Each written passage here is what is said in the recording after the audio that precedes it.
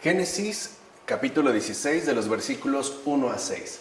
Dice ahí: Sarai, esposa de Abraham, no le había dado hijos, pero tenía una esclava egipcia llamada Agar. Sarai dijo a Abraham: Mira, el Señor me ha hecho estéril. Acércate por favor a mi esclava y quizá tenga hijos de ella. Abraham asintió al ruego de Sarai. Cuando Abraham llevaba ya 10 años asentado en la tierra de Canaán, Sarai, esposa de Abraham, tomó a su esclava egipcia Agar y se le dio por esposa a su marido Abraham. Él se acercó a Agar, ésta concibió y al ver que había concebido, miraba con desprecio a su señora. Entonces dijo Sarai a Abraham: Recaiga sobre ti mi agravio. Yo puse en tus brazos a mi esclava y ella, cuando ha visto que está encinta, me mira con desprecio. Que el Señor juzgue entre tú y yo. Abraham respondió a Sarai: Ahí tienes a tu esclava a tu disposición. Haz con ella lo que te parezca mejor. Entonces Sarai la maltrató y ella huyó de su lado. Esta escena es importante porque nos expone una serie de situaciones que vale la pena ir como explorando de manera gradual. Lo primero que podemos decir es que como han pasado ya 10 años desde la promesa, o sea, la promesa que Dios le hiciera a Abraham en relación a la descendencia, y han pasado, repito, 10 años, entonces Sara es la que va a tomar en sus manos las riendas del asunto.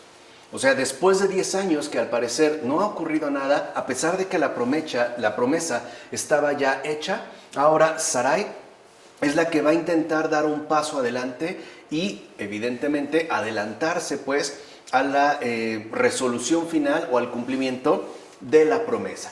Por eso es que en este pasaje Sara adquiere un tinte protagónico. O sea, aquí de hecho la que resalta o la que destaca en particular en estos versículos es Sara, ¿no? A eso nos referimos con un tinte protagónico, es decir, tanto por sus sentimientos, ¿no?, que irá exponiendo de manera gradual, como por sus acciones. Sin embargo, y hay que reconocerlo también, no por ello Dios va a dejar desamparada a Agar.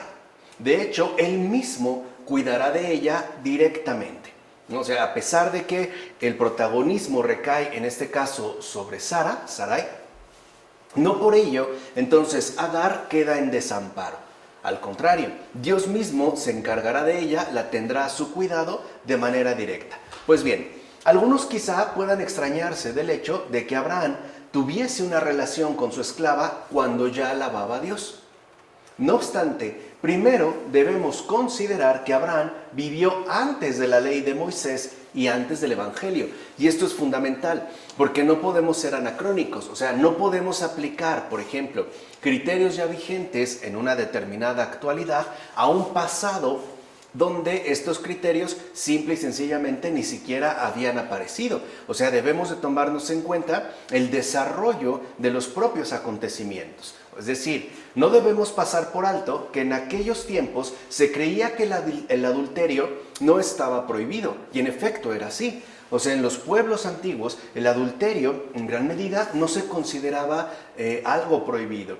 De hecho, el castigo recibido por este delito se inicia en tiempos de la ley. O sea, mucho tiempo después. Será hasta la aparición de Moisés que en efecto el adulterio quede ya referido en términos de delito e incluso definitivamente quede prohibido como tal. Por eso es claro que Abraham no violó la ley, pues él es antes que la ley. Esto hay que reconocerlo también de una manera muy particular. Dios mismo en el paraíso, aunque alabó el matrimonio, no por ello condenó el adulterio. O sea, esto no es algo que no se había dado y que por lo tanto ni siquiera requería pues, ¿no?, que se diera una especie de condena o prohibición ya meramente definida.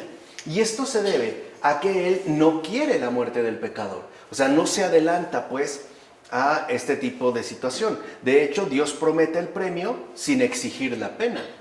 Es decir, Dios prefiere estimularnos con mansedumbre que infundir temor con severidad.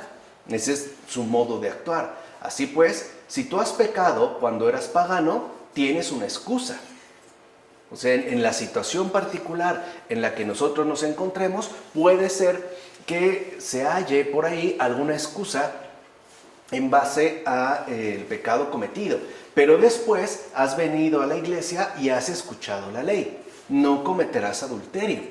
Por eso ya no tienes excusa para tu culpa. O sea, si antes no conocías la ley, ok, habrá una excusa para el delito.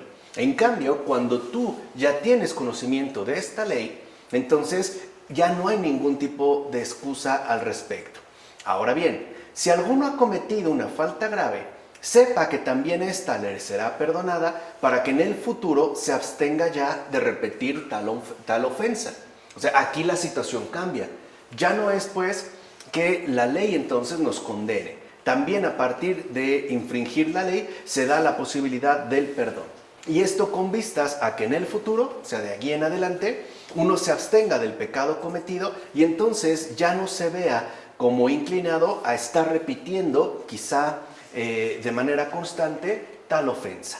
En efecto, como bien sabemos, a aquella mujer adúltera que los escribas y fariseos le presentaron al Señor, Él le perdonó los pecados anteriores, pero asimismo le dice, vete y en adelante no peques más. Y diciéndoselo a ella, te lo dice también a ti. O sea, vemos aquí cómo las circunstancias reales de los acontecimientos son diferentes. O sea, bien es cierto que el Señor le perdona los pecados a esta mujer, pero además le da una indicación, vete, o sea, ahora puedes marcharte en paz. Y en adelante, o sea, a partir de este momento, lo que te quede pues de vida, no vuelvas a pecar, o sea, ya no peques más. Y como dijimos, diciéndoselo a ella, también el Señor te lo dice a ti. ¿Has, por ejemplo, cometido adulterio siendo pagano? ¿Lo has cometido siendo catecúmeno? Se te ha perdonado remitido por el bautismo. Vete pues y mira, no peques más de aquí en adelante. Así pues, esta es la primera defensa de Abraham, como menciona Ambrosio en su texto sobre Abraham. Entonces lo que vemos es que la circunstancia que aquí se narra, es decir, en estos versículos, apela también a un realismo muy específico de concreción.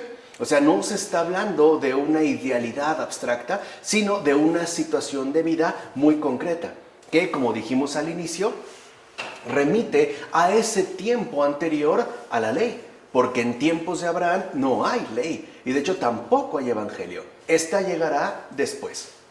Ciertamente, Abraham prefirió la relación con la esclava al hecho conyugal. O sea, acepta pues, ¿no?, acercarse, como dice la Escritura, a Agar. Y no porque estuviera inflamado por el ardor de una pasión desenfrenada.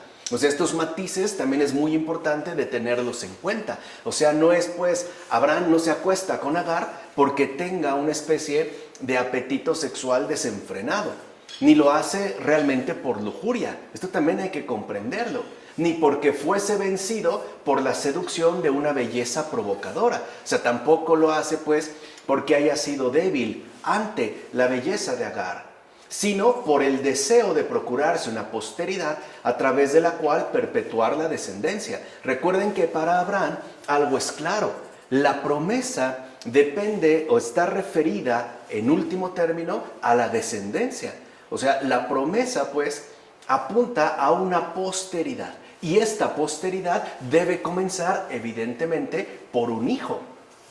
No olvidemos que después del diluvio el género humano era todavía numéricamente escaso. De ahí también que hubiese una obligación moral, a saber, o sea, si después del diluvio los habitantes que han quedado en esta tierra eran numéricamente escasos, o sea, eran pocos, bajo estas circunstancias aparece también una obligación moral. ¿Cuál? Que nadie rehusase a dar a la naturaleza lo que era debido. O sea, también había un deber de procreación. Había una necesidad, si lo quieren ver así, de repoblación. Por esta causa, las hijas del propio Lot buscaron una descendencia para que no se extinguiera el género humano. O sea, también bajo estas condiciones vemos cómo los criterios asumidos para la experiencia humana de vida han de ser sumamente precisos, o sea, atendiendo pues a la realidad de las circunstancias.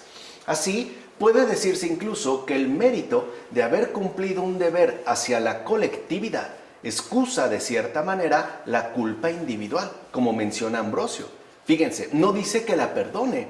O sea, no se está diciendo que Abraham obró perfectamente bien. Ese no es el punto, sino que hay que atender a las circunstancias específicas que están involucradas dentro de este acontecimiento.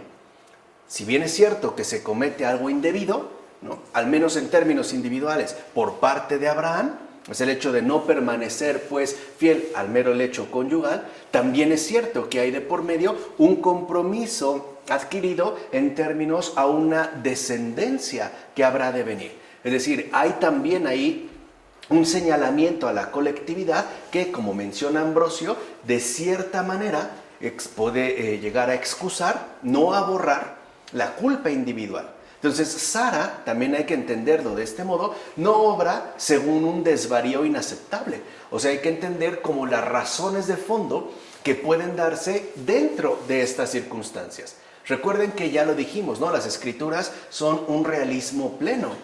O sea, no evaden pues las dificultades que pueden llegar a darse o a establecerse en nuestras situaciones de vida concreta. Esto, por ejemplo, al momento en relación a Abraham. Pero ¿qué pasa con Sara? O sea, Sara tampoco es que obre de una manera netamente imprudente. O sea, no obra según un desvarío inaceptable. En efecto, Sara da un ejemplo de continencia al haber ofrecido sin envidia a su esclava, a su marido Abraham, después de que han pasado 10 años sin haber concebido. O sea, Sara también no solo está actuando locamente, sino que también lo está haciendo en base a su marido, sobre todo por el hecho de que la promesa ya ha sido realizada. Además, volvamos a destacar de que a Abraham se le hizo la promesa por parte de Dios de que tendría un hijo y por lo tanto su descendencia sería numerosa, ¿no?, como las arenas del mar y como las estrellas del cielo, de que Dios hizo la promesa al momento en el que Sara toma la decisión de que Agar la supla, por decirlo así, al menos en términos de maternidad, pasaron 10 años. O sea, no es poca cosa. O sea, tomen en cuenta esto. O sea, no es de que al otro día le dijo, pues ya, no, han pasado 10 años. O sea, imagínate que a ti se te promete que vas a recibir algo que para ti es fundamental. Y han pasado 10 años y no lo has recibido. O sea, entiéndase, aquí se ve también, ¿no?, la paciencia de la fe. Veremos bien adelante, pero les digo, estos elementos no pueden ser pasados por alto, porque si no es cuando se desvirtúa la verdad contenida en la Escritura. Bueno, de hecho, es como una especie de introducción preparatoria que en todo caso apunta a los hijos de la virtud, pues los primeros fueron hechos con miras a ella, como menciona Dídimo el Ciego en sus comentarios al Génesis, y en efecto así es. O sea, no le interesa pues a Sara, por ejemplo, tener un hijo por tener un hijo, porque al final ni siquiera iba a ser un hijo de sus propias entrañas. Lo que le interesa es poder, ¿no?, darle a Abraham, en este caso un descendiente, a partir del cual puedan irse generando los hijos de la promesa, es decir, los hijos de la virtud. No se trata de una especie de reproducción meramente obligada. Hay mucho pues de por medio. Además, como les digo, entiéndase, han pasado 10 años de que Abraham recibió la promesa y de que literalmente no ha sucedido nada. No es poco tiempo. Bueno, ahora bien, esto significa que el orden dado aquí va de las cosas inferiores a las cosas perfectas.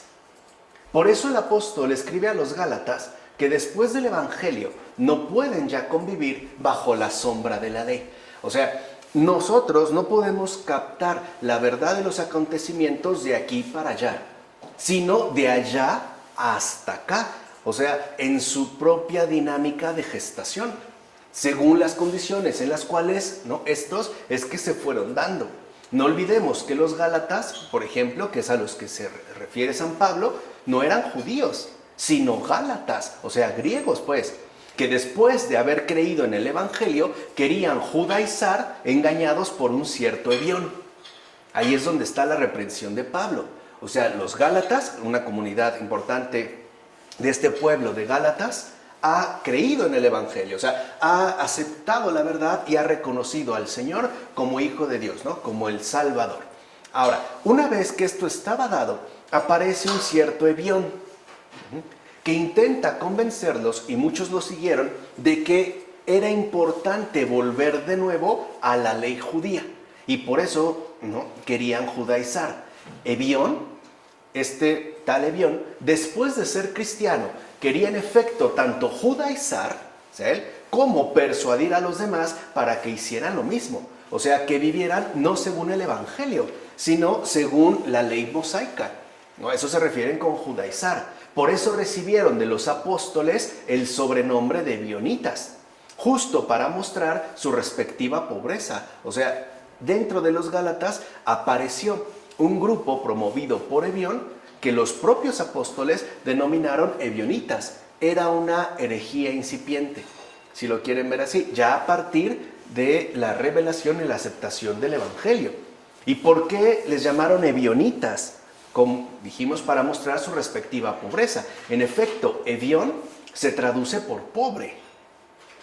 Y así se pone al descubierto la mala calidad, o sea, la pobreza, la penuria de sus opiniones. O sea, lo que este Ebión estaba promoviendo, pues eran errores, ¿no? Y esto se veía a través de la mala calidad, o sea, la pobreza, la penuria de sus planteamientos. Así pues, Pablo les recuerda a los Gálatas que son griegos, no judíos, y por tanto no deben intentar asumir un modelo que en Pablo adquiere el título de sombra que no les corresponde. Por eso Pablo dirá que no pueden pues vivir a la sombra de la ley, porque esta sombra se ha disipado con el advenimiento de la luz, es decir, con la revelación del Señor, ¿no? Con la venida pues de nuestro Señor Jesucristo.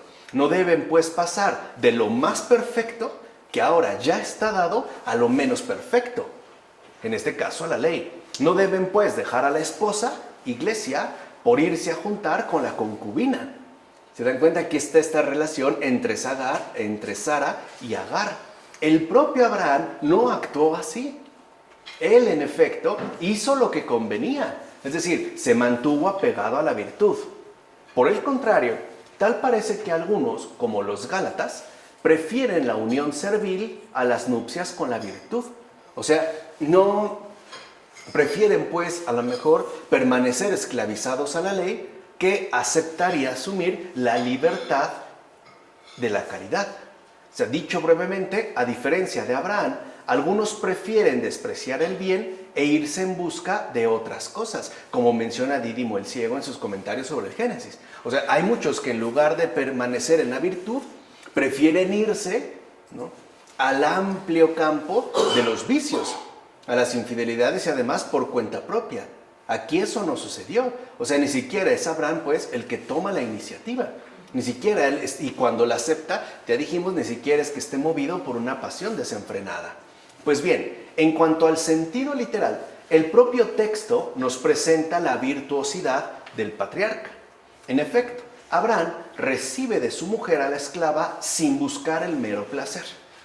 O sea, no es de que, ay, sí, no, entonces ahora aquí yo voy a satisfacerme. No. ¿Cómo nos damos cuenta de esto? Y está, repetimos, en el propio sentido literal de este pasaje.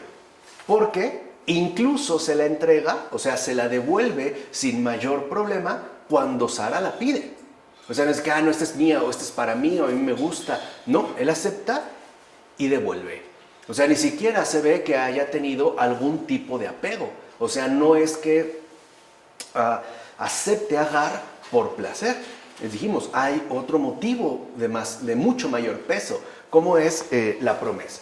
Y en sentido espiritual, esto mismo nos dice que el hombre virtuoso, aunque se halle a un nivel incipiente, o sea, aun cuando no haya avanzado demasiado en términos de perfección, es decir, aun cuando el hombre virtuoso se encuentra en un estado introductorio, recibe incluso con gusto los reproches sin intentar siquiera defenderse. Porque veamos que, podríamos decir, en un primer acercamiento, Sara lo promueve y al final le reclama.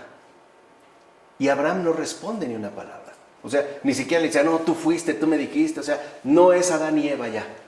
No, pues la mujer que me dice, esta señora, no. O sea, incluso Abraham le dice, pues haz lo que quieras, o sea, adelante, ¿no? O sea, incluso acepta los reproches porque sabe que no es fácil. ¿no? Para una mujer, una situación así. Así pues, puede decirse que la persona virtuosa, como Abraham, acepta con sencillez y prontitud las reprensiones, aun cuando no estén plenamente justificadas, pero no busca defenderse, o sea, no busca tomar como una postura de agresión o asumir incluso una actitud altanera. Ahí, por ejemplo, en estos rasgos sutiles, es también donde se expresa la virtud de Abraham. O sea, el padre en la fe, y digo, no se trata de cualquier cosa. En consecuencia, Abraham no usó a la esclava para satisfacer su líbido, sino que aceptó secundar un elevado propósito. Es eso lo que le lleva a aceptar, a acostarse con Agar. El hecho de tener en cuenta ese elevado propósito. En efecto, Sara creyó poder consolar su esterilidad por medio de la fecundidad de su esclava. O sea que Sara buscó obtener de alguien más lo que no podría por sí misma, es decir, la procreación. Y esto también es humildad. Es aceptar que lo que yo no puedo no tiene que limitarse a mí. Es aceptar, pues, ¿no?, por doloroso que sea, que alguien sí puede lo que yo no. O sea, también ahí hay un gesto de virtud. O sea, no es que Sara, por eso dijimos, haya cometido un mero desvarío. También está motivada, aunque no necesariamente movida en términos exactos, por un elevado propósito. Y su marido es justamente lo que acepta. O sea, lo que acepta Abraham no es precisamente Agar, sino esta intención. Podemos decirlo así, una buena intención. No estamos pues en el nivel de lo físico, sino que aquí los movimientos se dan a partir justo de la primacía de lo espiritual. Entonces ambos no pretenden la lujuria del pecado. Lo que realmente buscan es el fruto de la naturaleza. Por eso Abraham no cumplió según el placer, sino según la voluntad de intención de Sara. De ahí que Abraham se acercara a Agar y no quedara prendido de ella. Lo que dijimos, cuando Sara se la pide, literalmente Abraham la devuelve. O sea, ni siquiera busca retenerla más allá de lo estrictamente necesario. Podemos decir incluso que esto demuestra cómo la fidelidad de Abraham a Sara permaneció intacta. Es más, como dice este padre de la iglesia, la fecundó, pero no la amó. Por eso dice Abraham, ahí tienes la esclava a tu disposición, haz de ella lo que te plazca. Ni siquiera se pone a defenderla, o no, ¿cómo la vas a tratar así? O sea, no es un amante, pues lo que quiero decir. No es esta situación. Por eso les decía, tenemos que atender a ese sentido profundo que las Escrituras contienen y que afortunadamente los padres ponen a nuestra disposición. O sea, este hombre es pues ejemplo de moderación y de obediencia, es decir, de virtud, como menciona Agustín en la ciudad de Dios. Y efectivamente, al principio algo así nos puede parecer escandaloso, o por lo menos sumamente cuestionable. Pero si uno se toma en serio los gestos, ¿no?, estos indicios que se muestran incluso a través del sentido literal de la Escritura, lo que descubrimos es otra cosa completamente diferente. Entonces, de cierta manera, la esclava finalmente huye porque ya no puede convivir, en tanto elemental, con la perfección. Recuerden, aquí hemos hablado de esa profundidad de intención, tanto de parte de Sara como de parte de Abraham. Pero en el caso de Agar, la cosa no es igual. En efecto, su reacción y altivez, ¿cómo reacciona Agar? Ah, sí, pues ahora yo estoy embarazada y tú no. Y entonces la empieza a humillar, seguramente. La empieza a despreciar, la empieza literalmente a maltratar. Esa reacción, ese gesto que literalmente se expone en estos versículos, ya revela que Agar no estaba en la misma situación de virtud de Sara y Abraham. ¿Se entiende? ¿Se entiende? No reaccionó de la misma manera. No se movió, pues, en humildad. Y ella no. O sea, por eso es que se encontraba, como dice Dídimo el ciego, en una situación más bien elemental, es decir, precaria en relación a la virtud. No estaban en el mismo canal. Hoy diríamos eso, ¿no? Entonces podemos decir que cuando la virtud, perfección, se impone, justo lo imperfecto huye y desaparece. De hecho, esto forma parte, al menos al principio, de la dinámica de progreso que corresponde a la virtud, es decir, la fe creyente. Porque aquí cuando se habla de virtud, se está hablando justo de la virtud en términos de la fe creyente, de la experiencia concreta de la fe. Cuando aparece la virtud, lo imperfecto huye y desaparece. De hecho, cuando uno realmente se toma en serio, por ejemplo, portarse bien, ya deja de portarse mal. Esas malas acciones, en tanto imperfecciones, desaparecen. Por decirlo así, huyen. Lo mismo que ¿quién? Lo mismo que Agar. Aquí se ve cómo es de sentido espiritual. Así pasamos a los versículos 7 a 14 de este capítulo 16. Pero el ángel del Señor la encontró en el desierto junto a una fuente de agua, junto a la fuente del camino del sur, y le dijo: Agar, esclava de Sarai, ¿de dónde vienes y a dónde vas? Ella respondió: huyo de la presencia de Sarai, mi señora. El ángel del Señor le dijo: vuelve a tu señora y humíllate ante ella. Y el ángel del Señor añadió: multiplicaré tu descendencia, tanto que no podrá contarse a causa de su gran número. Y aún le dijo el ángel del Señor: he aquí que estás encinta y darás a luz un hijo. Le llamarás Ismael, porque el Señor escuchó tu aflicción. Será como un onagro humano. Levantará su mano contra todos y todos las manos contra él, y acampará frente a todos sus hermanos.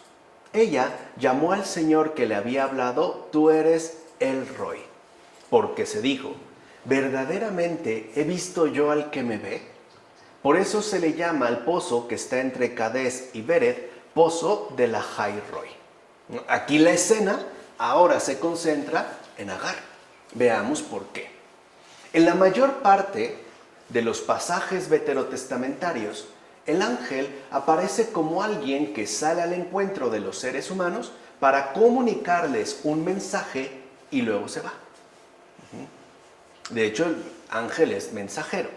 De este modo cumple su función: ser intermediario de lo dicho por la palabra de Dios para los seres humanos. Entonces, lo que vemos que caracteriza a un ángel es el hecho de ser portador de un mensaje divino. Él está llamado, pues, ¿no?, a hacer llegar a los seres humanos algún mensaje que Dios tenga para ellos. Pues bien, el mismo ángel le dice a Agar que su hijo se llamará Ismael. Y, es decir, Ismael significa que Dios escuche, que Dios atienda. Y fíjense qué parecido hay entre Ismael e Israel. Lo que cambia es una consonante. En lugar de M ponemos la R. Ahí se ve, digamos, como este parentesco de familia. Que claro, esta mínima variación hará una diferencia muy marcada. Pero hay de fondo también una cercanía. Entonces Ismael, ¿no?, como le menciona el ángel, que Dios escuche, que Dios atienda, ya que él mismo ha escuchado la aflicción de su madre.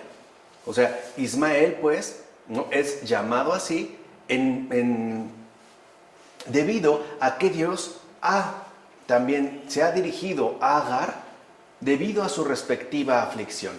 Por cierto, como menciona el texto, Ismael vivirá al lado de, literalmente frente a, sus parientes. Es decir, junto a las fronteras de la tierra prometida al hijo de Abraham y Sara. Vean, y esta referencia que se puso aquí, al lado de, frente a, es muy importante. Porque esto expresa una especie de conflicto que, a pesar de todo, no deja de ser una suerte de discordia familiar. O sea, desde ahí ya se impone una distinción entre unos y otros. Los que están, pues, en la tierra prometida y los que, a pesar del parentesco, se encuentran justamente al lado de, o sea, literalmente frente a. O sea, que los que están fuera de la tierra prometida, entiéndase, la fe revelada, no dejan de ser hermanos de los que sí están dentro de ella. ¿Se entiende? O sea, esta es también, ¿no?, la universalidad a la que apunta la fe en el Señor. O sea, a pesar de que se dé una discordia familiar, en los términos que hemos mencionado, no por ello dejaremos de ser hermanos entre nosotros.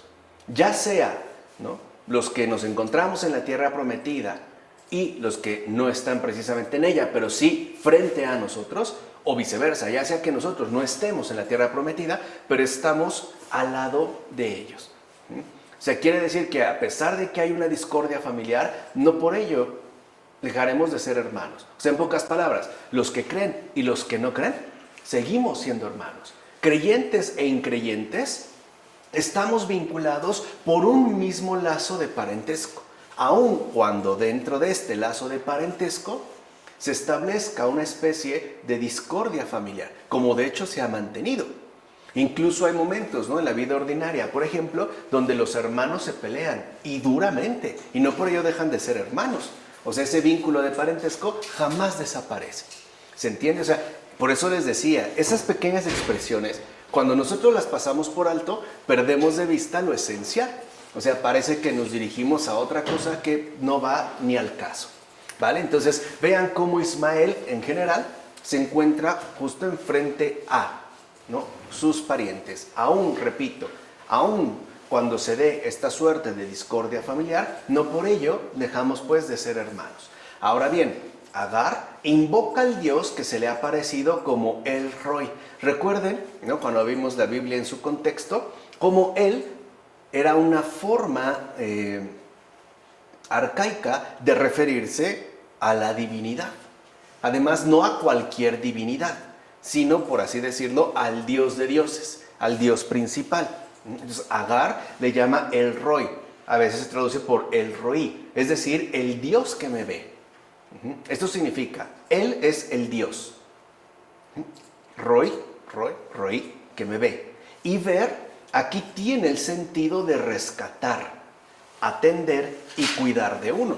Entonces, cuando Agar se refiere al Señor en términos de El Roi, y que traducimos por el Dios que me ve, como leímos en los versículos que mencionamos, lo que está diciendo Agar es que en realidad se le ha aparecido, ¿no?, el Dios que rescata, que atiende, que cuida de uno. Es decir, aquel que no es indiferente ante la aflicción padecida. Para ella, pues, el Dios que me ve es el Dios que me rescata, que me consuela, que me cuida. Ciertamente, no es casual que Agar fuera encontrada junto a la fuente de agua, ya que el principiante, recuerden cómo Agar no estaba en la misma sintonía de virtud que Sara y Abraham. Bueno, entonces que se le encuentra ahí no es casual, porque el principiante se ocupa primero de su purificación, la cual está simbolizada por el agua. De hecho, el que está apartado del vicio y practica ya la virtud se encuentra ubicado en el desierto. ¿En dónde fue encontrada Agar?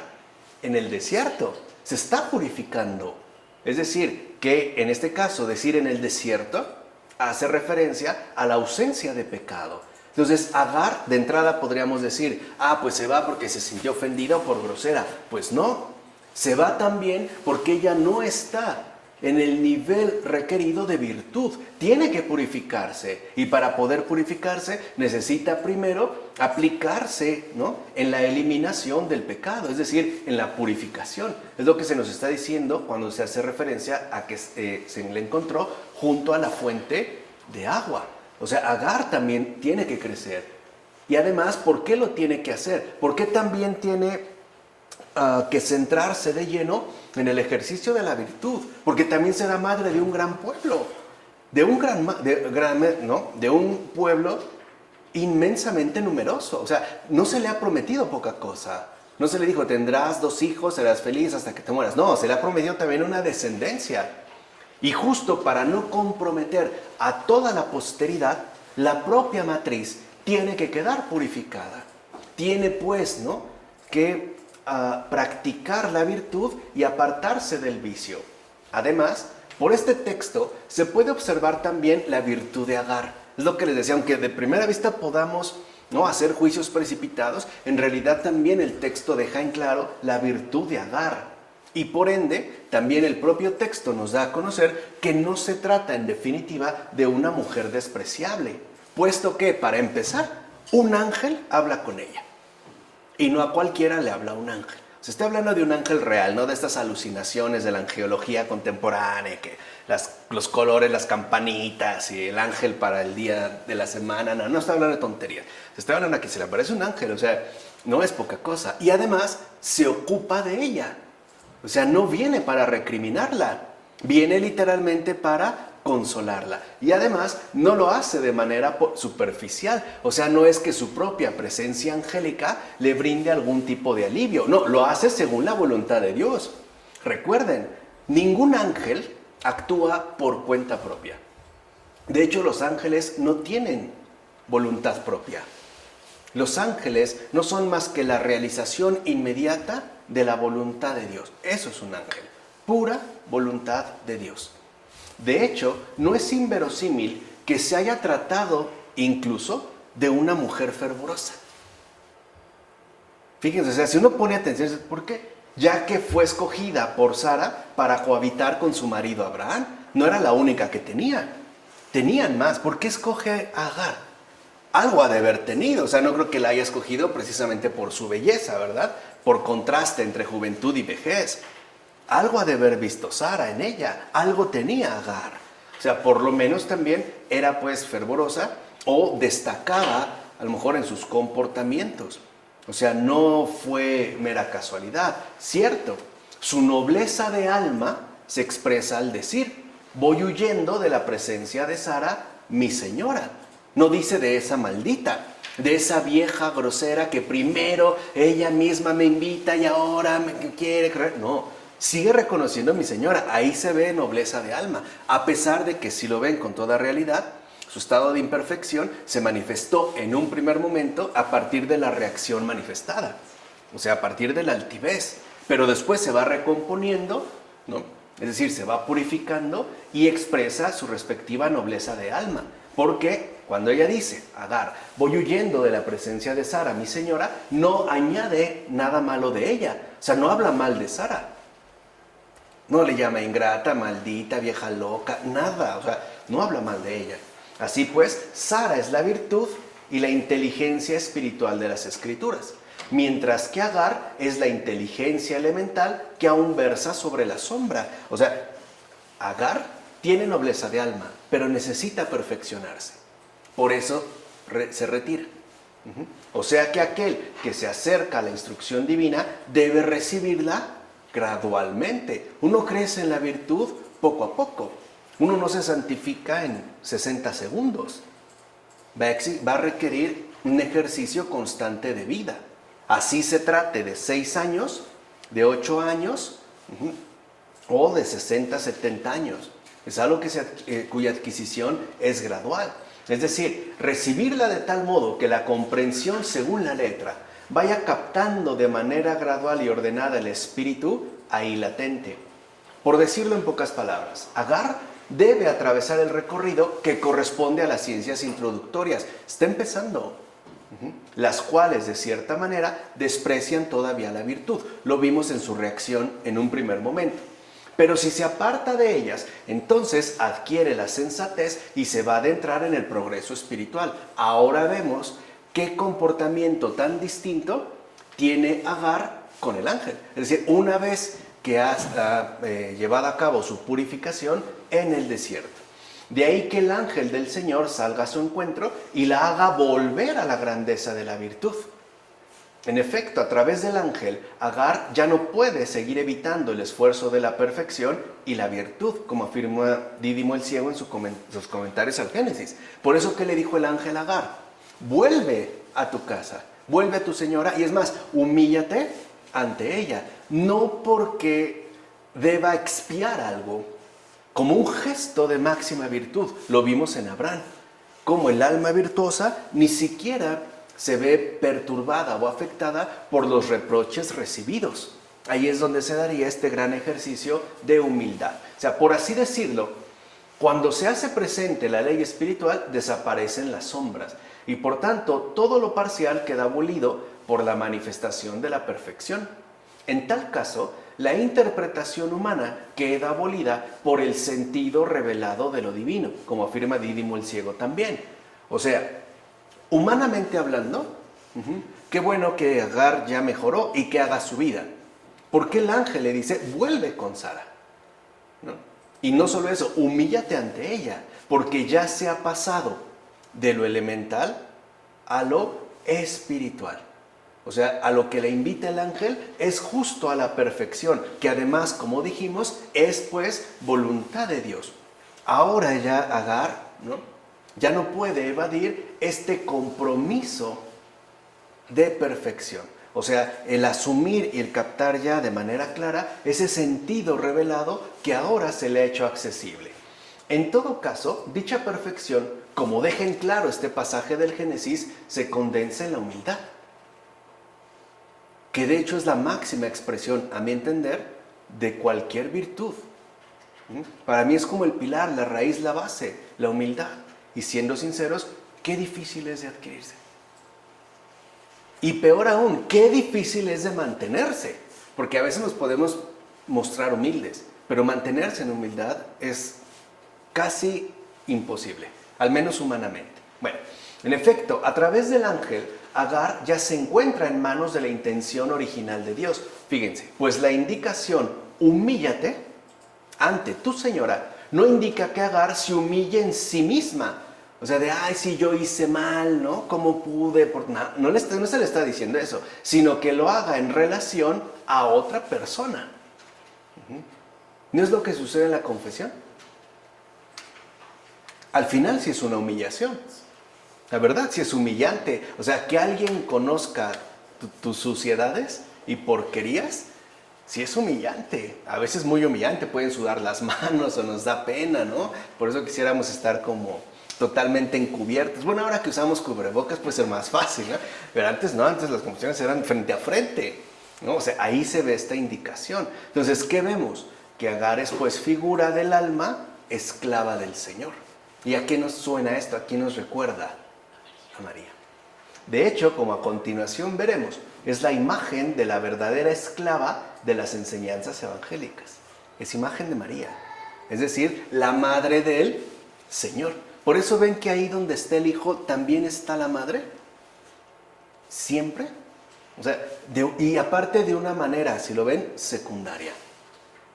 Porque Agar no es la protagónica, es Sara. Como que Agar está en un segundo plano. Lo mismo que la verdadera esclava de las enseñanzas evangélicas, la madre de Jesús. En efecto, como Sara no tenía hijos y Agar había dado a luz a Ismael, se enorgullecía contra la mujer libre y hasta la despreciaba, al menos al principio. Pero Sara no soporta este desprecio y maltrata a la egipcia. Esta huyó de casa y andaba errante por el desierto. ¿A dónde va a ir? Recuerden que una esclava no tenía ninguna posibilidad de sobrevivir por cuenta propia, a menos que alguien más literalmente la asumiera bajo su respectivo dominio. Y como afirma el texto, el ángel le pregunta a dónde va y de dónde viene. Agar respondió que venía huyendo de la presencia de su señora. Pero el ángel le ordena que vuelva a casa de su señora y hasta se humille ante ella, cosa que de entrada nos puede resultar chocante. Se le ordena pues que no desprecie a la libre, esto es, a la doctrina que llama a la dignidad de ser en verdad libres. Eso es lo que se le pide pues, que no desprecie. Por eso debe ponerse a su disposición y obedecer sus órdenes. Este es, en efecto, el culto que realiza el alma evangélica, ya que se somete, humilla ante la verdad revelada y por tanto doblega su cerviz ante las palabras del Señor Jesús. ¿Cuántas veces las palabras del Señor Jesús nos hacen como salir huyendo? Y a veces volver a Él no está tan fácil. Si alguien te pega en la mejilla derecha, ponle también la izquierda. ¿Cómo por qué? Salgo huyendo, como Agar. O sea, ahí se ve que todavía me falta crecimiento en la virtud, es decir, perfeccionamiento. ¿Qué se nos indica? No huyas, vuelve de nuevo y humíllate ante, ¿no?, la señoría, que ahí se te te está hablando. Esto es, pienso, lo que significa espiritualmente que Agar se ponga en manos de Sara. También reconocer que no solo es señora por condición social, sino también por perfección de alma. Sara evidentemente tiene más virtud que Agar, pero eso significa que Agar no tiene que huir, más bien tiene que acercarse, tiene pues que permanecer junto a la señora. De hecho, el propio apóstol Pablo las puso a las dos como ejemplo de los dos testamentos. Una, Agar, de acuerdo con Pablo, es la que engendra hijos para la esclavitud y corresponde ahora a Jerusalén. Y otra, Sara, es la que engendra hijos para la dignidad de la libertad. Como menciona Cirilo de Alejandría en las inscripciones sobre el Pentateuco. Ahora bien, no debemos descartar que el que viva conforme a las normas elementales sea digno también de bendición. O sea, no porque una persona sea imperfecta o porque no sea tan elevada en virtud, significa que carece de bendición. No, ya que si su progreso avanza de manera correcta hacia el objetivo conveniente, también va a llegar a la perfección. Tal vez se va a tardar más, pero va a llegar. Por lo menos si su progreso avanza de manera correcta. Es decir, si ya se tiene ubicado el objetivo conveniente. Puede ser que dé 1001 rodeos, pero de que llega, llega. Y sabemos que en este caso perfección es bendición. Sin embargo, no se tratará, aquí sí, del mismo tipo de descendencia. Fíjense, esto es muy importante también de entender. En efecto, a la descendencia de Abraham, basada en la virtud espiritual, se la compara con las estrellas y por tanto con la innumerable luminosidad. Porque si por algo nosotros identificamos a las estrellas es por su luz. De hecho, lo que realmente nos gusta no son las estrellas, es el brillo que poseen. Por lo menos que reflejan, que emanan, que despiden, si lo quieren ver así. No la estrella en sí, su brillo. A la descendencia de Abraham se le compara con las estrellas. En cambio, fíjense, de la descendencia de Agar no se dice algo parecido.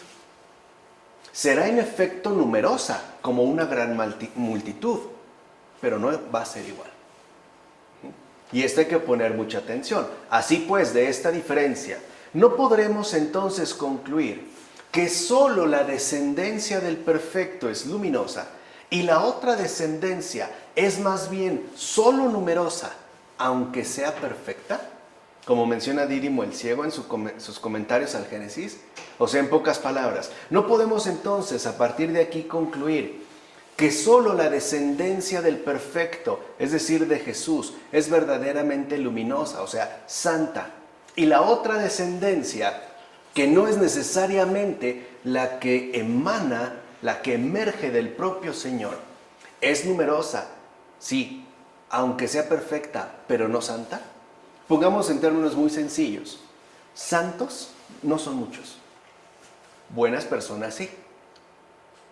Puede ser que haya personas perfectas, muy buenas, muy buenas, pero no santas. No son la descendencia de Abraham.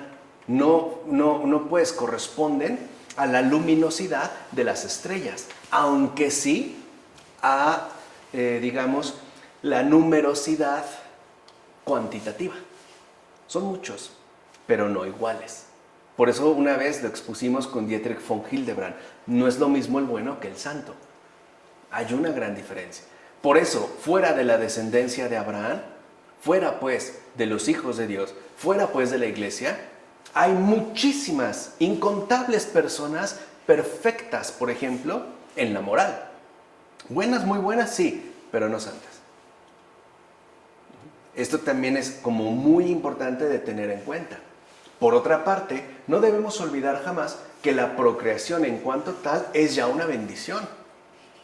O sea, la pura procreación es ya una bendición, ya que todo ser humano está llamado a conocer y amar a Dios.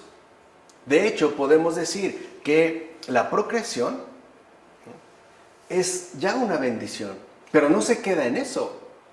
Porque el verdadero sentido de vida para cualquier ser humano es llegar a conocer y amar a Dios. Quiere decir que es Dios mismo quien le va a dar a luz, quien realmente lo va a alumbrar. Porque no basta pues nuestro nacimiento biológico, sino el verdadero nacimiento espiritual, que, como habían mencionado los padres en su momento, remite en última instancia al bautismo y a la gracia del Señor. Es lo que Jesús ya le había dicho a Nicodemo, ¿no? Es necesario que el hombre nazca de nuevo. Y es lo que Nicodemo no entendía. ¿Cómo puede meterse ya a esa edad al vientre de su madre? Jesús no está hablando de eso. Está hablando de este alumbramiento realizado por Dios mismo. Quiere decir entonces que en efecto ya la procreación es una bendición, pero hay algo más. Este nuevo nacimiento que Dios de hecho va a otorgar. Por eso por ejemplo, el aborto es grave. En primer lugar, evidentemente, porque atenta ya contra la bendición. Ya es un asesinato, pues. Pero hay algo más grave. Se opone al alumbramiento hecho por Dios mismo. O sea, el aborto lo que interrumpe es este llamado a conocer y amar a Dios. No deja, pues, el aborto que Dios dé a luz a una nueva persona. ¿Se entiende? Ahí está su gravedad, espiritualmente hablando, que es la más relevante, aunque no es necesariamente la que se vea. ¿Sí? Ahora bien, de muchas maneras se distingue el ser humano honrado, sabio y buen ciudadano del que no lo es. Y eso hasta la fecha, ¿no? Hay personas que sí las podemos reconocer como honradas, ¿sabes? Incluso buenos ciudadanos. O podemos decir, de muchas maneras se distingue el buen vecino del que no lo es, ¿no? Por muchas maneras. Y ya que el fruto de la virtud es la conducta del ser humano conforme a las leyes, el que no vive con una conducta conforme a la ciudad del Dios vivo, pues es un patán.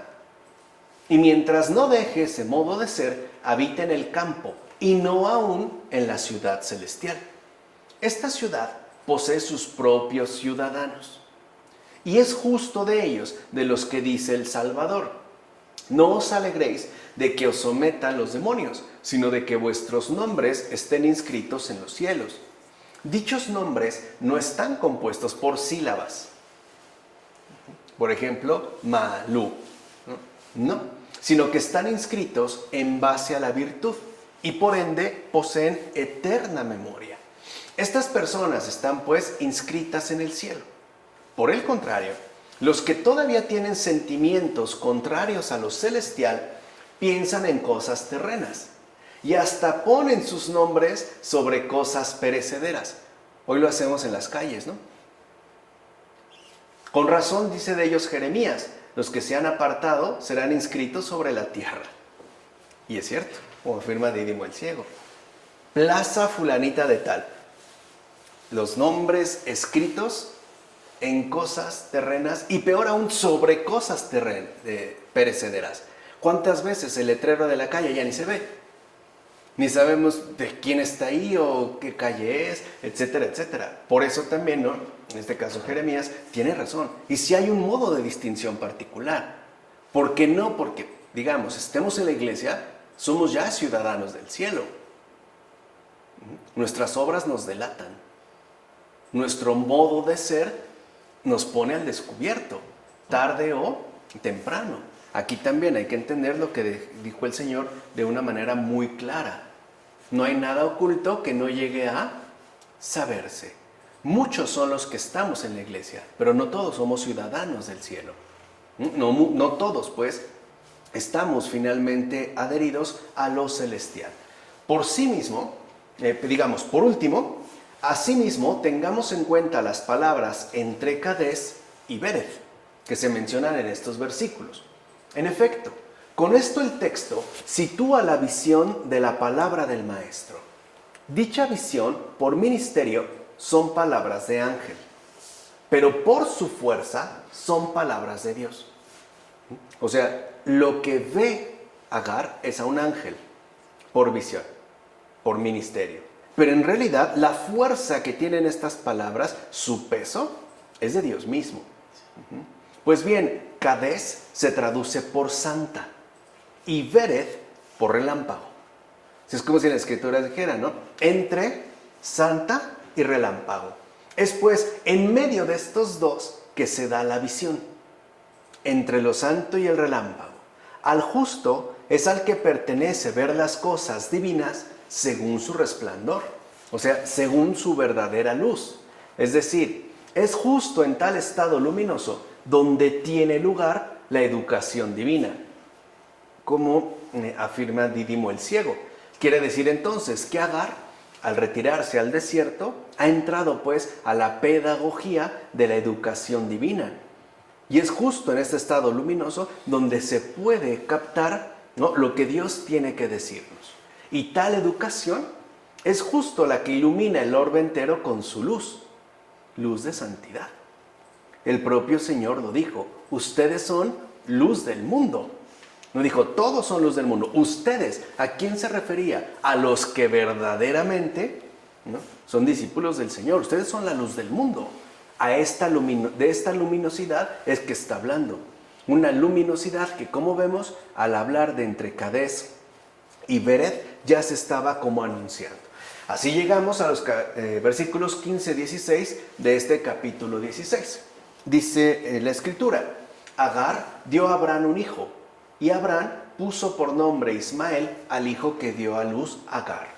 Tenía Abraham 86 años, cuando Agar dio a luz a Ismael para Abraham. El hecho de que el texto afirme que Agar dio a Abraham un hijo puede interpretarse como un cierto proceso de paternidad más bien espiritual. De hecho, puede decirse que Ismael, el hijo que Agar dio a Abraham, es una especie de semilla provechosa llamada a ser engendrada conforme a las orientaciones divinas. Acuérdense de este parentesco enfrente a, ¿no?, de esta suerte de discordia familiar que no por ello deshace o anula el vínculo que nos une a todos. Por eso dicha semilla no es para nada despreciable. Es decir, en tanto es hijo dado a Abraham, tal semilla es por tanto esa multitud de pueblos que Dios mismo va a mencionar a continuación. Es decir, en los siguientes versículos. A eso es a lo que está apuntando, que es justo lo que aparece aquí, en el capítulo 17, versículos 1 a 8. Tenía Abraham 99 años cuando el Señor se le manifestó y le dijo, yo soy El Shaddai, camina en mi presencia y sé perfecto. Estableceré mi alianza contigo y te multiplicaré sobremanera. Abraham cayó rostro en tierra y Dios continuó diciéndole, esta es mi alianza contigo. Serás padre de multitud de pueblos. No te llamarás más Abraham, sino que tu nombre será Abraham, porque te he constituido padre de multitud de pueblos. Te multiplicaré enormemente, haré que salgan pueblos de ti y nacerán de ti reyes. Mantendré mi alianza contigo y con tu descendencia futura de generación en generación, como alianza perpetua para ser yo tu Dios y el de tu descendencia futura. Te daré a ti y a tu descendencia futura la tierra en que peregrinas, toda la tierra de Canaán, como propiedad perpetua, y seré su Dios. Vean aquí cómo ahora pasamos al protagonismo literalmente de Dios. El que habla básicamente es Dios. Abraham no dice ni una palabra, solo cayó rostro en tierra. Bueno, veamos. Dios se presenta a Abraham como El Shaddai. Algunos lo ponen con doble D, que etimológicamente significa Dios, Él, vuelvan a ver este elemento, Shaddai, el que habita en la montaña. O sea, cuando se manifiesta Abraham como El Shaddai, diciendo Dios, el que habita en la montaña. De hecho sería el Dios, el que habita en la montaña. Por su parte, Abraham tenía 86 años cuando nació Ismael. ¿Se acuerdan que aparte habían pasado 10 años? Bueno, y creyó que las promesas de Dios ya habían sido cumplidas para él en ese hijo. Pues sí, finalmente fue papá, ¿no? Ya tuvo un hijo de Ismael, que es lo que se le había prometido, y a partir de ahí una descendencia. Mas el Dios bondadoso, después de ejercitar la paciencia del justo durante 13 años, pone por obra su propia promesa. ¿Qué quiere decir? Han pasado 10 años de que Abraham se acercó a Agar. Y otros 13 años más en lo que Ismael adquiere esta edad. Si lo sumamos, ¿cuántos años van? 23. O sea, de que Dios le hizo la promesa a Abraham a que llegó el cumplimiento como tal, pasaron 23 años. Díganme si no fue probada la paciencia del justo. Bueno, de hecho, justo cuando la virtud del justo aparecía más brillante y luminosa, es que Dios aparece. ¿Por qué esperó durante tanto tiempo Dios para manifestarse a Abraham? ¿Por qué? Tanto para que conociéramos la paciencia del justo, o sea que este sí es padre en la fe, no es cualquier cosa, no es un charlatán, no es un invento, para que nos quede muy claro, y su gran virtud, como para que además viéramos con claridad lo extraordinario del poder de Dios. Van los dos. Lo hace tanto para exaltar a Abraham como para resaltar lo extraordinario del poder de Dios mismo.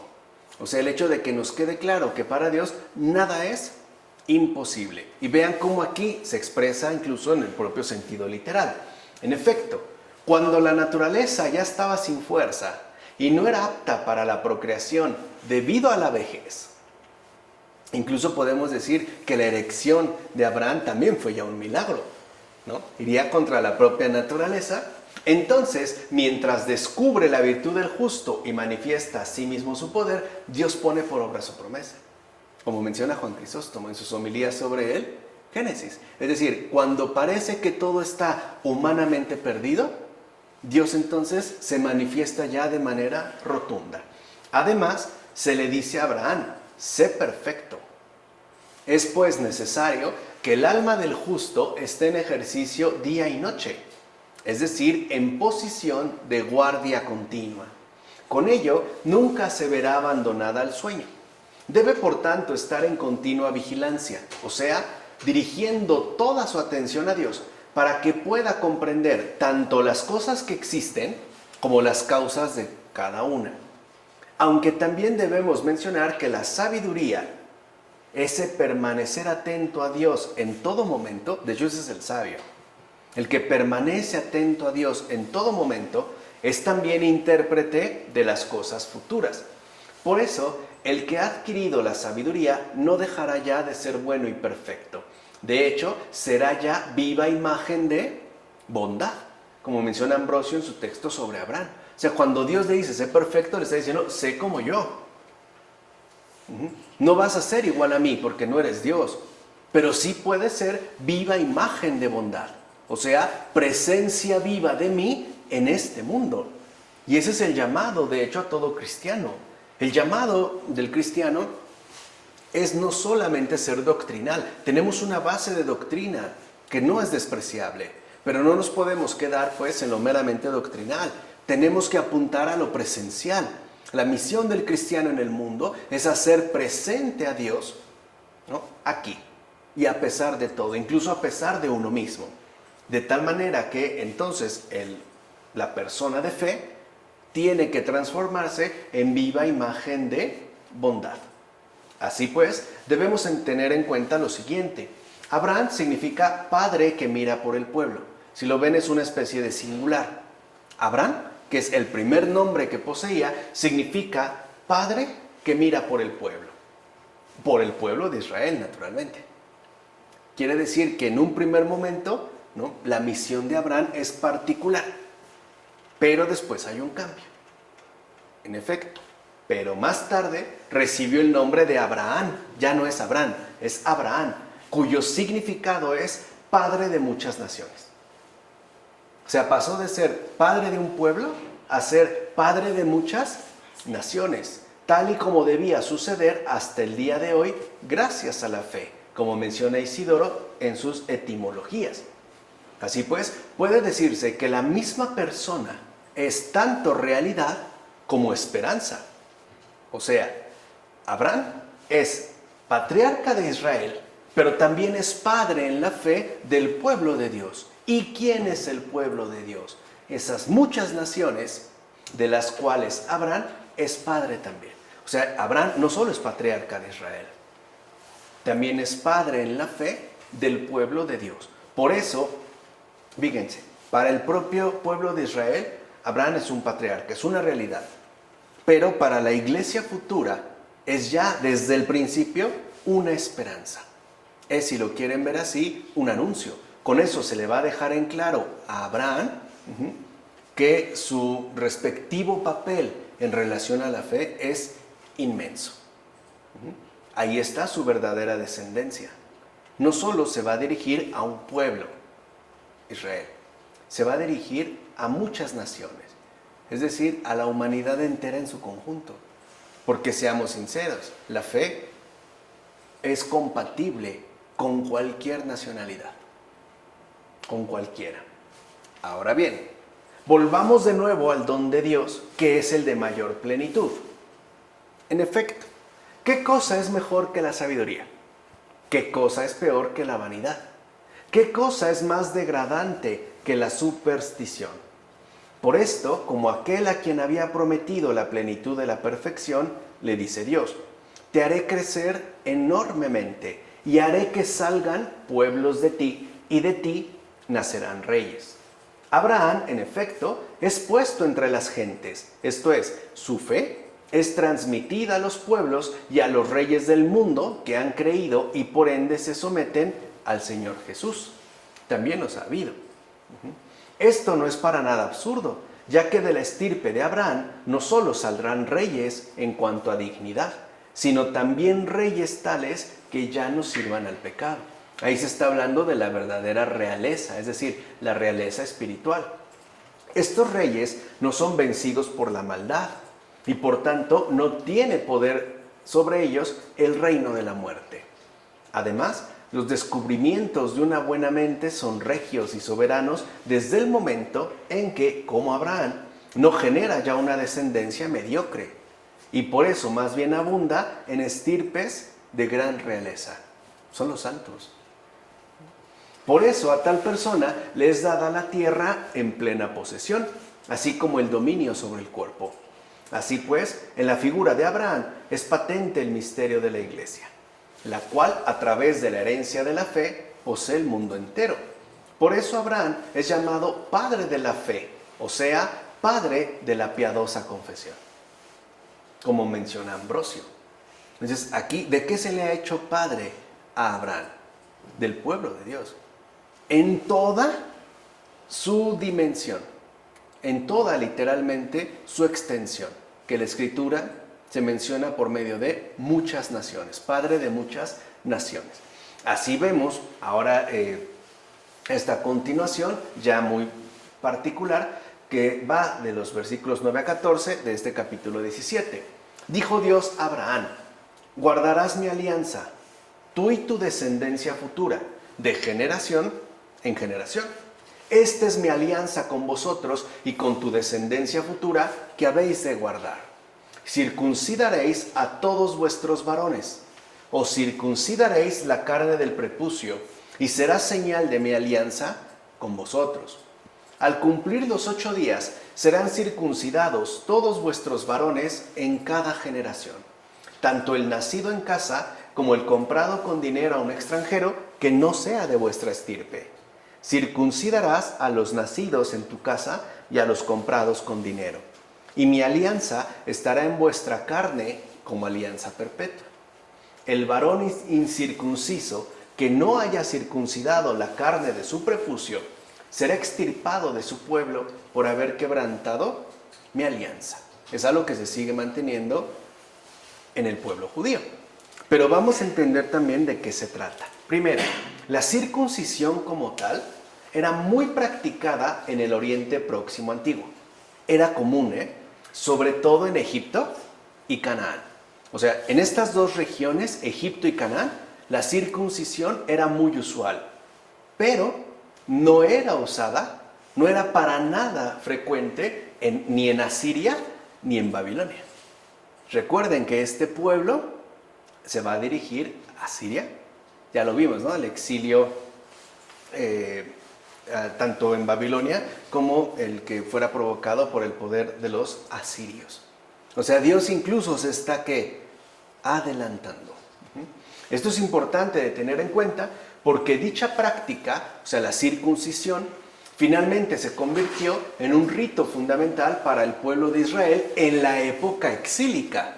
Es decir, cuando ya no tenían los otros símbolos que hasta ese momento le habían dado su respectiva identidad. ¿Cuáles eran estos símbolos? De hecho, eran 3, que debido al exilio se perdieron. O sea, se quedaron sin ellos. El templo, la tierra y su rey. Ya no los tienen. En el exilio no hay templo, evidentemente no hay tierra y tampoco tienen un rey. Están, pues, viviendo en un estado de esclavitud. Así pues, y eso es lo que hay que entender en base a la circuncisión, es que la alianza de Dios se asume en carne propia. Por eso es la referencia, ¿no? Incluso a la circuncisión física. Mantener la alianza de Dios de generación en generación es asumirla realmente en carne propia, es hacer la vida en cada uno de nosotros y por ende, al asumirla en carne propia, entonces nada va a poder hacerla desaparecer, aun cuando no hubiera templos, aun cuando no se viviera dentro de la tierra que se solía habitar, aun cuando no hubiera precisamente un rey, ¿no?, que estuviera dirigiendo la acción de la comunidad. Aún así esto no se va a perder y ha ocurrido. En tiempos de persecución cristiana en México, la década de los 30, ¿no?, cuando aparecen los cristeros, tampoco había templos, estaban cerrados. Literalmente no vivían en tierra porque eran reconocidos como gente indeseada, en tanto cristianos. No había un rey, o sea, no estaba el obispo, ni siquiera estaba la presencia del Papa. ¿Y qué? ¿Y por eso se rompió esa alianza con Dios? No, también hay grandes santos. El beato Miguel Agustín Pro, San Anacleto González Flores, San José Sánchez del Río. O sea, todos estos vemos que en efecto se han mantenido fieles a esta alianza. Son esta descendencia numerosa como las estrellas. ¿Se acuerdan? O sea, esto es importante de tenerlo en cuenta. De hecho, esta experiencia fundacional en carne propia será la base del pueblo creyente, tanto presente, es decir, en este momento hebreo, como futuro, el cristiano, para la eterna alianza que Dios ha instituido, como sigue sucediendo hasta este momento. Y de hecho seguirá sucediendo hasta el fin del mundo. Esto también es como muy importante de tenerlo en cuenta. O sea, esta experiencia fundacional que se realiza en carne propia. Ahora veamos. ¿En qué sentido es eterna esta alianza? ¿Por qué Dios habla de una alianza eterna? Primero, es eterna porque las cosas de Dios no son pasajeras, sino eternas para nosotros en lo temporal. Y esta eternidad es tan real que debe ser retomada una y otra vez de generación en generación, es decir, según el transcurrir del tiempo. En segundo lugar, es eterna porque una vez rota la alianza con Israel, continúa en nosotros. Y nosotros somos para Dios su pueblo en lugar de aquel. De hecho, la circuncisión tuvo lugar después de la fe. Ocupa pues un segundo lugar. Esto se debe a que la circuncisión espiritual, la fe, es antes que la circuncisión material. Esta última era signo de la alianza, un signo capaz de hacerse presente incluso entre los transgresores, porque que alguien estuviera circuncidado no significaba que fuera fiel al Señor. Lo mismo pasa hoy en día, que alguien sea bautizado no significa que es verdadero miembro de la iglesia, por ejemplo, aun cuando posee el bautismo. No obstante, la verdadera circuncisión consiste en el cumplimiento perfecto de la ley. Es decir, ahí está la clave, en cortar y suprimir todo lo que es ajeno a Dios. Esa es la circuncisión espiritual, que de hecho hasta la fecha se sigue realizando, ¿sí o no? Cuando una persona tiene una conversión, al mismo tiempo recibe esta circuncisión espiritual. De hecho, su vida cambia de tal manera que todo lo que es ajeno a Dios queda cortado y suprimido, ¿o no? Francamente, incluso cuando nos decidimos seguir al Señor de corazón, también se corta y se suprime todo lo que es ajeno a Él. Ese es el cambio de vida. O sea, la conversión también implica e involucra una circuncisión espiritual. Y por ende, en superar las cosas mundanas para poder acercarnos a las realidades trascendentes. Así pues, el octavo día, ¿se acuerdan que se mencionó? Y al octavo día, bueno, el octavo día de la circuncisión era símbolo de esto, ya que el octavo día era sobrenatural. Lo mismo que el Salvador, al realizar en el octavo día la resurrección, manifestó el misterio. ¿O no es verdad que la conversión es sobrenatural? ¿Cómo a veces nos explicamos cómo fue posible que cierta persona, siendo de tal y cual manera, ahora sea de otro modo completamente distinto? En consecuencia, es justo asumir la circuncisión del corazón para preservar la alianza, como afirma Cirilo de Alejandría en su catena sobre el Génesis. ¿Se entiende ahora el por qué era este señalamiento de la circuncisión? No es algo físico, es algo sobrenatural, es algo, si lo quieren ver así, espiritual, es decir, cristiano. Esa es la verdadera circuncisión. Muchos de nosotros no la tenemos. Muchos de nosotros seguimos cargando tantas cosas en la propia vida que al final resultan ser ajenas a Dios y que por eso nos apartan de Él. Así pues, podemos afirmar que la circuncisión mencionada en Génesis no es la verdad, sino indicación de la verdad. En efecto, la circuncisión corporal es signo, prefiguración de la circuncisión espiritual.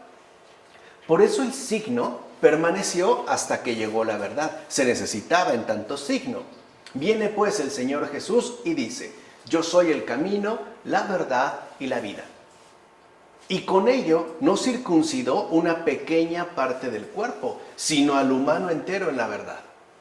De hecho, el Señor Jesús abolió el signo porque estableció ya la verdad. ¿Para qué se requiere?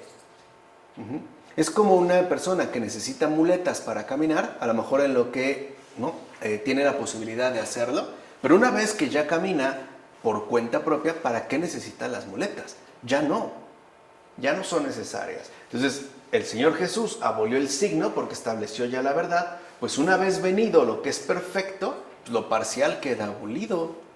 Por consiguiente, el ser humano no es salvado solo en parte, sino entero. Es decir, también aquí se implica el hecho de que la salvación involucra cuerpo y alma. Esto ya lo habíamos mencionado. Está escrito: quien quiera venir en pos de mí, niéguese a sí mismo y tome su cruz y sígame. Esta es, por tanto, la perfecta circuncisión, ya que mediante el sacrificio del cuerpo, el alma también es redimida. Hay un signo, lo que les decía, hay una preparación literalmente evangélica. O sea, una preparación para la recepción de la verdad del Señor, ¿no? Como menciona Ambrosio en Sobre Abraham. Queda claro entonces que aquella circuncisión corporal era figura de la circuncisión espiritual, es decir, figura de la verdad futura. Por eso San Pablo instruye a la iglesia en la circuncisión de Cristo cuando dice: prestad atención a la incisión. O sea, se refiere a los judíos, ¿no? Mutilados en la carne, pues la circuncisión somos nosotros, que servimos a Dios en el Espíritu. Y por tanto, no ponemos nuestra confianza en la carne. O sea, no porque yo esté mutilado del prepucio, significa que ya soy fiel a Dios. O que soy miembro vivo de su pueblo, ¿no? Como menciona en la carta a los Filipenses. La verdadera circuncisión no es pues visible, sino secreta, ya que se realiza espiritualmente en el corazón. ¿Cuántas veces uno también corta, ¿no? Desecha cosas interiores que a lo mejor nadie sabe, pero uno y Dios sí, y uno no se hace tonto, uno no se engaña? O sea, no solo se trata de la cuestión exterior, es una, digamos, es una obra secreta, ¿no? Íntima, en confianza. ¿O no te parece más digno hablar de tal circuncisión respecto a los santos y amigos de Dios que hacerlo con respecto a una mutilación de la carne? Es probable que tal novedad no solo aleje a los judíos, sino también a algunos de nuestros hermanos, ya que al hablar de la circuncisión del corazón se hace referencia al cumplimiento de lo imposible. ¿No es eso el cristiano? ¿El verdadero cristiano? ¿No es el cumplimiento de lo imposible? ¿Cómo en efecto puede circuncidarse un miembro que, cubierto por las vísceras interiores, queda oculto a las miradas de los hombres? Como afirma Orígenes en sus homilías sobre el Génesis. Además, se le ordena a Abraham circuncidarse cuando está ya listo para recibir la herencia de la verdadera posteridad. ¿Acaso la circuncisión de la carne no indica claramente también el precepto de la castidad, el cual prescribe eliminar las pasiones de la carne y dominar los deseos de la lujuria desenfrenada? En efecto, con el término circuncisión se indica que debe quitarse todo hedor de impureza y eliminar, por tanto, el estímulo dañino de las pasiones, como menciona Ambrosio en Sobre Abraham. Y es cierto, o sea, todo aquello que puede provocar un hedor, un mal olor, todo aquello en lo cual puede irse acumulando determinada suciedad. Por eso algunos promueven, por ejemplo, la circuncisión por cuestiones de limpieza, ¿no? Básicamente, o sea, esto también está involucrado, ya lo sabe también Ambrosio. O sea, también hay esto, pues, lo que se retira. En todo caso, la circuncisión es un claro llamado a lo perfecto. Por eso Abraham recibe el oráculo de la perfección. No obstante, dicha perfección es la espiritual. ¿O no es esto lo que la misma Escritura nos enseña cuando dice: circuncidad la dureza de vuestro corazón? En el libro del Deuteronomio. Esta circuncisión es necesaria para convertirse en santo para el Señor. Sin esa circuncisión espiritual, créanme, no hay santidad. ¿O qué cosa es más santa que un corazón libre de toda cosa ajena a Dios? Un corazón libre de toda cosa ajena a Dios es un santo. Ahí tenemos un santo. Un corazón circuncidado produce las semillas de los buenos pensamientos. Y con tales buenos pensamientos se abre en el seno del alma, que estaba cerrado por la esterilidad que le impedía el alumbramiento. Pero una vez abierto el seno del alma, pueden alumbrarse también las generaciones invisibles, las cuales evidentemente son engendradas con el útero espiritual, del que dice Isaías: en el útero hemos acogido y dado a luz el espíritu de salvación. Así pues, la circuncisión del corazón es aquello que da a luz el espíritu de salvación, es decir, la santidad. Entonces, ¿qué es lo que le está indicando Dios mismo a Abraham? Que debe permanecer santo, debe de permanecer fiel a la luz del espíritu de salvación. Debe pues mantenerse, ¿no?, libre de toda contaminación que lo aleje de la verdad. Por eso es tan importante la cuestión de la circuncisión, que, como ya dijimos, es circuncisión del corazón. Además, debemos tener en cuenta que la circuncisión posee una doble dimensión, ya que requiere la continencia del alma, pero también la continencia del cuerpo. En efecto, según una interpretación más profunda, es necesario que el alma, una vez purificada y circuncidada, o sea, libre de las pasiones y de los pensamientos ilícitos, infunda a su vez pureza a los sentidos para que se pueda engendrar una buena prole. O sea, si hay una verdadera circuncisión en el corazón, tampoco hay suciedad en los actos corporales, o sea, en la propia unión sexual. Por eso la ley ordena circuncidar al niño al 8º día, pues se trata de un precepto místico. Ese 8º día es el día de la resurrección del Señor, que es justo a lo que apunta toda la promesa hecha a Abraham, toda su descendencia. Ahí tiene que llegar. Ese es su verdadero fin, ¿no?, su finalidad definitiva, el día de la resurrección del Señor. Debemos pues quedar limpios de toda mancha, es decir, circuncidados. Es en efecto lo que se está mencionando en estos importantes versículos. Y ya con esto terminamos.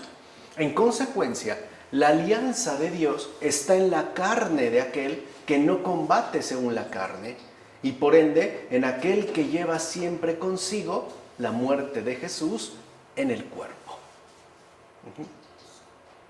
Como menciona Cirilo de Alejandría en su catena sobre el Génesis. Repito, porque esto estaría bien que se meditara durante muchos días y muchas noches. La alianza de Dios está en la carne de aquel que no combate según la carne, y por ende en aquel que lleva siempre consigo la muerte de Jesús en el cuerpo. En nombre del Padre, del Hijo, del Espíritu Santo. Amén.